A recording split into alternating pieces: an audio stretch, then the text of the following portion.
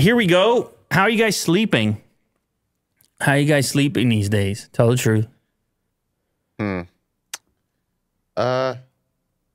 Yeah, that's not good. Not that good. No. That's not good at all, Will. What happened, man? Well, it's the new house. Can't sleep in there. Yeah. It's rickety. No, it's not rickety. It's yeah. It's it's a change. It's definitely a change. Not used to it. Not yet. Are you stressed out? You taking on too much responsibility? You feel that weight when you lay down there? Sometimes, yeah. Yeah. That's how that goes, isn't it? Yeah. I take it day by day. Or night by Okay. night, Hey, man. I'm sure you're going to figure it out, and you have a good reason to figure it out. I'll tell you that much. Yeah. Sleep helps protect against dementia, according to a recent study. Alzheimer's disease and dementia risk mostly depends on factors like genetics, but new research shows rest can be a prevention strategy. Mo, how's your sleep going? Well, I got the pup, so terrible. It's getting a bit better now, but like a week ago, I was waking up in the middle of the night because you got to go to the bathroom.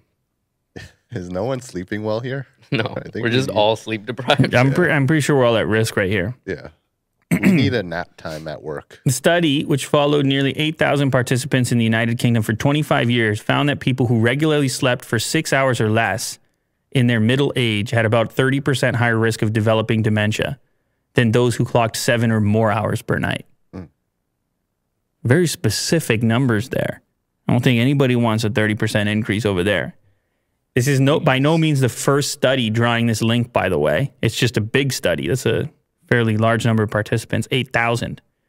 We know that getting insufficient sleep or getting poor quality sleep increases the risk of dementia. This is a larger scale study, so it definitely adds value to the evidence. During sleep, our brain is allowed to clear toxins, and that includes beta amyloid. That is a brain protein that can clump together and is often, though not always, a hallmark of Alzheimer's disease. You sleep, you get rid of it.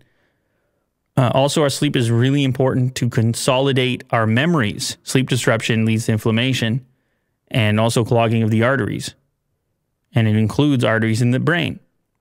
It's kind of crazy how 1 hour increases 30%.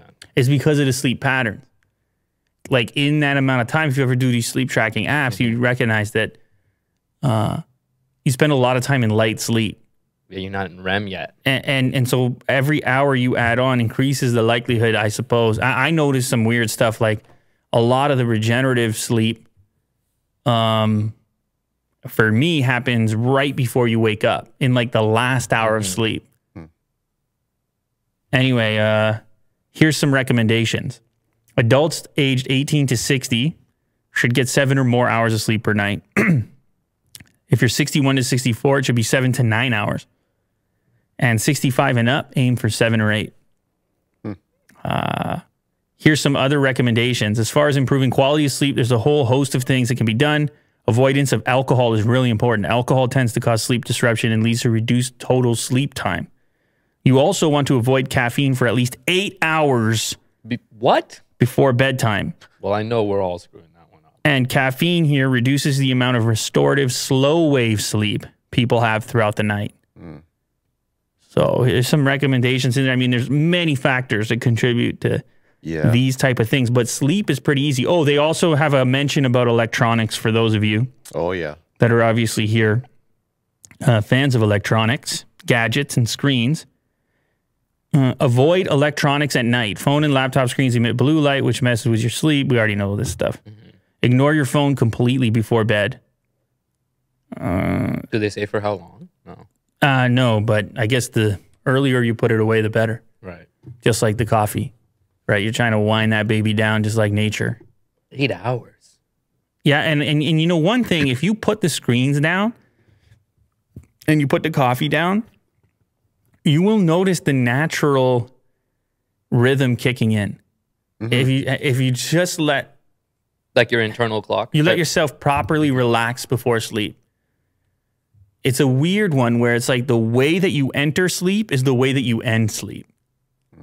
If you go in stressed out, if you go in reading your phone and swiping and scrolling, you almost wake up in that same state. Like, oh. Stressed all over again. But if you find a way to wind down and set your sleep up and kind of follow the rhythm In other words, the sun starts to go down, you start to go down. I mean, you guys all got these animals everywhere. You notice how consistent they are? Yeah, they're pretty good. Around certain times. I mean, they're not staring at their phone.